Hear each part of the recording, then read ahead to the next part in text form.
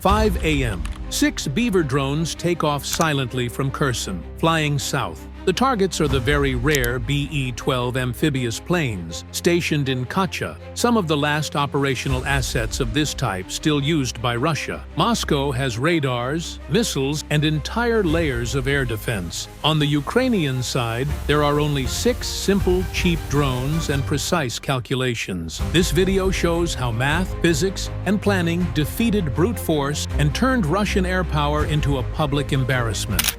The drones enter organized in 3 pairs, each with a specific function defined during planning. The first pair does not aim to survive or advance. It exists only to provoke a reaction. These 2 Beavers climb above the ideal penetration profile, high enough to appear clearly on the Tor-M2 radar. The trajectory is clean, stable, and predictable. Exactly the kind of target that leads the operator to engage without hesitation. The moment the launch happens, the drones break their flight profile and dive aggressively, dropping to around 20 meters in altitude. The interceptors were fired with a firing solution optimized for a high-altitude target. The correction required after the dive is too extreme to be absorbed within the available time. The missiles try to adjust, burn through their energy quickly, and self-destruct. There is no impact, no visible explosion on the target, only wasted ammunition. To the operator, the contact vanishes from the screen and the engagement is considered resolved. Meanwhile, the second pair is already moving forward. These 2 drones do not climb, do not swerve, and do not maneuver aggressively. They stay low, fast, and in a direct line toward the battery position.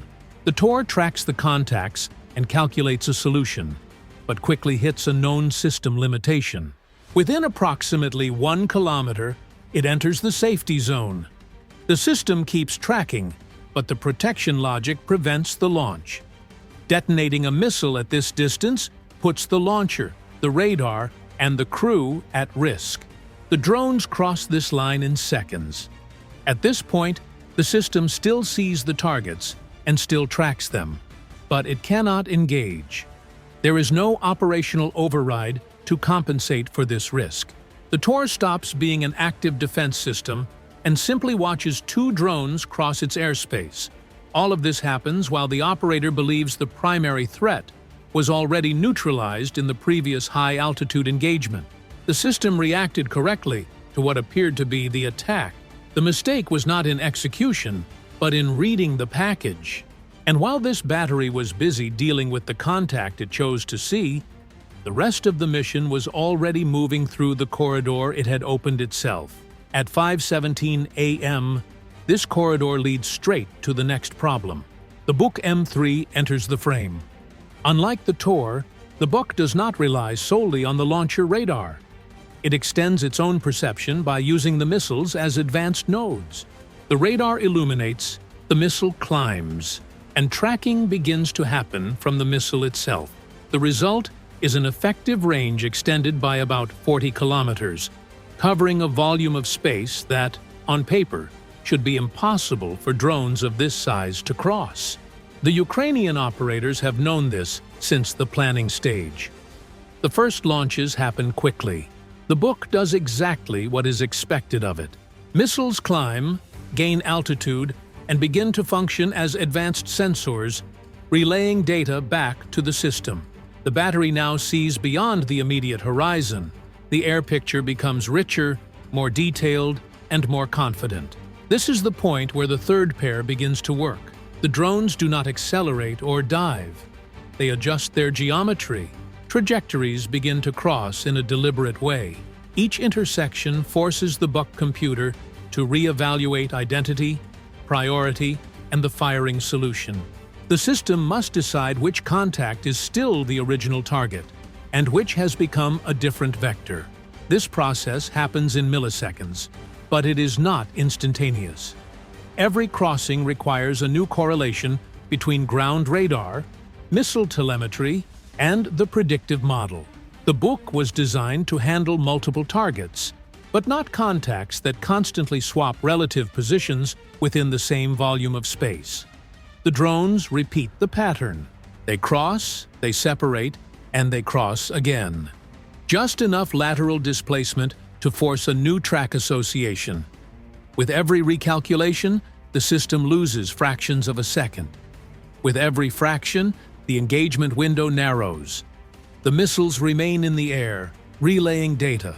But the firing solution always arrives a little too late. By the time the system produces a stable response, the picture has already changed. The book still sees everything. It still tracks everything. But it begins to react only to the immediate past, never to the exact present. The missiles burn through time, distance, and energy, while the system tries to decide which contact deserves real priority.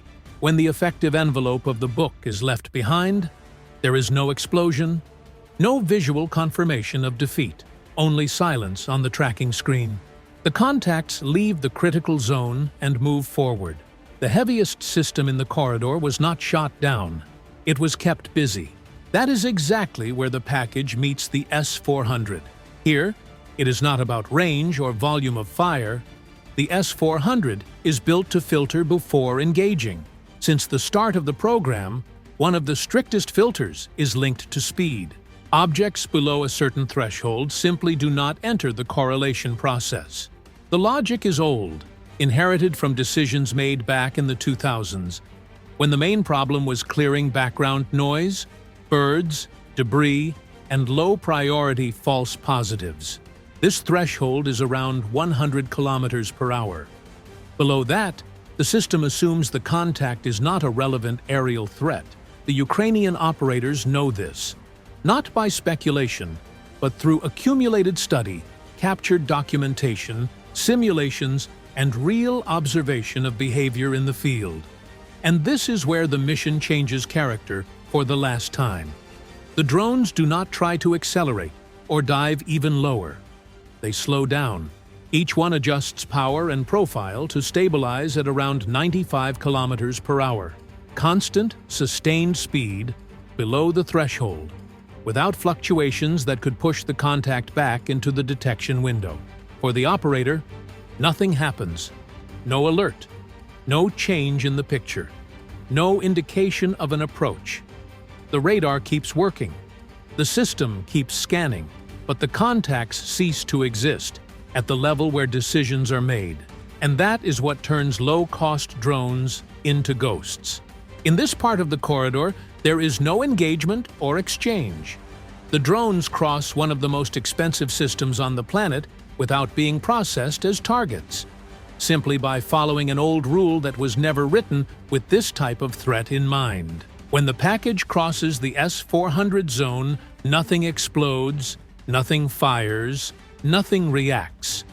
The system remains intact, confident, and silent. But the corridor, at that point, is no longer guarded. At the same time, a Russian military flight follows its routine between Moscow and Sevastopol. Standard transport, known flight plan, transponder active the whole time. Nothing out of the ordinary.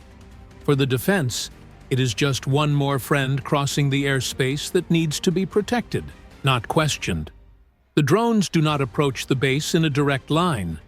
They adjust their axis of advance and begin to align with the aircraft approach route. They are not close enough to be seen as a formation, just positioned within the same air corridor, occupying the same volume of space along the final vector. The protocols are clear. Strategic systems do not fire in direct proximity to friendly transponders. No operator will risk the possibility of fratricide at this level. For about 8 minutes, the package enters a zone of practical immunity. The S-400 remains active. It keeps scanning. It keeps seeing everything it needs to see. But it cannot act in that specific corridor without violating its own safety rules. The problem is no longer detection, but authorization. The drones maintain a stable profile, constant speed, and safe separation. They do not cross in front of the aircraft, and they do not attempt visual masking. They simply remain within the space that the system is forced to treat as untouchable. When the flight moves on and leaves the immediate coverage area of the base, the window has already been used. The final approach is practically complete. This is the point where the Pantsir comes into play. Unlike the previous layers, here there is no software filter or gray zone for decision-making. The Pantsir reacts at short range with its own radar, electro-optical sensors, and a response time counted in seconds. There is no margin for error and no room for elaborate sequencing. The battery reacts late, and it reacts while moving. There is no time for full anchoring, fine alignment, or ideal calibration. The system arrives in a rush, moves into position, and fires almost in the same cycle. This reduces precision. In practical terms, the effective rate drops to around 60%. The drones do not try to break through in a straight line. They break their final approach and begin to use the built-up terrain as part of their flight profile. Low buildings, industrial warehouses, and grain silos become part of the path, not as obstacles, but as physical cover. The 30mm cannons of the Pantsir were designed to engage targets in the open, with predictable firing fields and clear volumes. In a dense urban environment, every shot requires a specific angle, a clear line, and continuous tracking time. None of that exists there. The drones descend, climb, disappear behind structures, and reappear just a few meters away, constantly breaking the firing solution. The radar tracks when it can. The electro-optical system tries to take over when contact is lost. But every transition costs time. The Pantsir fires in short bursts, adjusts, and fires again. Some shots pass close. Others hit empty structures. None create a continuous bubble of denial. The system was pushed into a type of combat that does not favor its architecture. The drones keep moving forward. When they enter the base area, the distance no longer favors the defender. There is no room for new corrections or for redistributing fire. The combat stopped being classic air defense and turned into a local, fragmented reaction, without coordination with upper layers. The impact happens fast. There is no time for detailed visual confirmation or for an organized response. What remained of the point defense was forced to react outside of the scenario for which it was designed. From that point on, there is no more maneuvering or tactical analysis. There is only execution. The drones enter their final dive at an angle close to 40 degrees, with a short profile and no late corrections. The objective is clear and immediate. The KZ-6-shaped charges do the rest. The impact directly hits the BE-12 aircraft parked in Kacha. Lightweight structures, exposed fuel, and no hardening designed for this type of threat. A nearby Mi-8 is caught in the same envelope and is destroyed shortly after. There is no ground combat. There is no organized reaction. Everything happens within a window too short for any defensive redistribution. The effect is quickly confirmed. Rare aircraft, already scarce in the Russian inventory, are eliminated on the tarmac. In the end, the lesson is simple and uncomfortable. When technology relies on rigid rules, tactical creativity always finds a way around them. The final images show only the result. The real work happened long before the impact. If you want to follow analyses like this, focusing on real tactics, technical decisions, and effects on the battlefield, subscribe to the channel. New videos every day.